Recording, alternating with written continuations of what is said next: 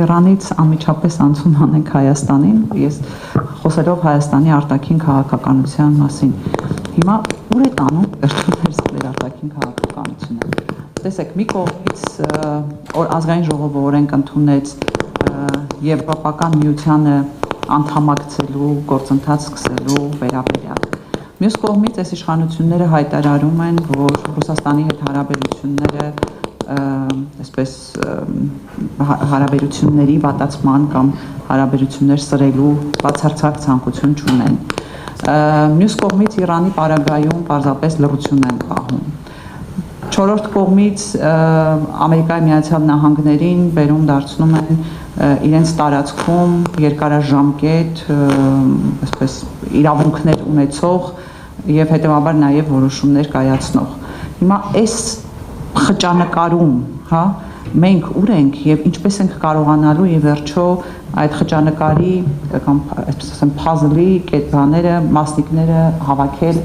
այնպես, որ դա ճակատագրական չլինի Հայաստանի համար։ Այն ինչ որ շնորհակալություն, այն որ դուք նկարագրեցիք փաստացի օրինակներով, Պաշտպանական Երևանը անվանում է բալանսավորման եւ եթե ճիշտ եմ հիշում, բալանսավորող արտաքին քաղաքականություն, որի հիմքում դրված է այն գաղափարը, որ Հայաստանը պետք է կախված լինի բազմաթիվ արտաքին կենտրոնից։ Ես վերջերս անդրադարձել եմ այդ հարցին եւ այն, որ դուք նկարագրեցիք, դրա արդյունքում մեր փոքր տարածքը դառնում է ոչ մեկին չես մերժում, ոչ մեկին չես հակադրվում,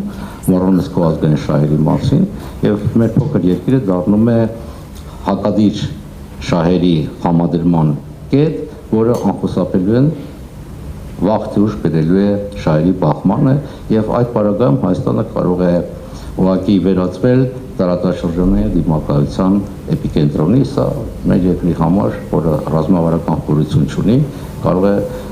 ամենավատ հետևանքները ունենալ։ Մյուս կողմից այս քաղաքականության արդյունքում եւ օրինակներ կարծում եմ բոլորս գիտենք, տեսնում ենք, այսպես կոչված բալանսավորման քաղաքականության արդյունքում դռներ են բացվում լայն իմաստով արտաքին ազդեցության համար, որոնք ուղղակի, եթե չասեմ ձևավորում են, բայց մեծ ազդեցություն ունեն մեր ներքաղաքական օրակարգի, մեր որոշումներ կայացնելու կարողության եւ միջազգային վարքագծի վրա արդյունքում հակառակ այն գեղեցիկ բարերին եւ պաշտոնական քարոզությանը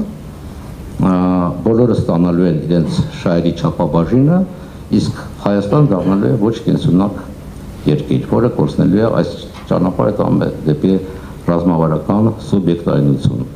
Եվ լուծումը ես առաջարկել եմ զսպման քաղաքականության միջոցով, որը իմ մասնագիտական գիտելիքների արդյունքում եմ ես եկել այս եզրակացությանը, նոր հետանիվ չեմ հորինել, երբ որ ուժային քաղաքականությունը դառնում է գերիշխող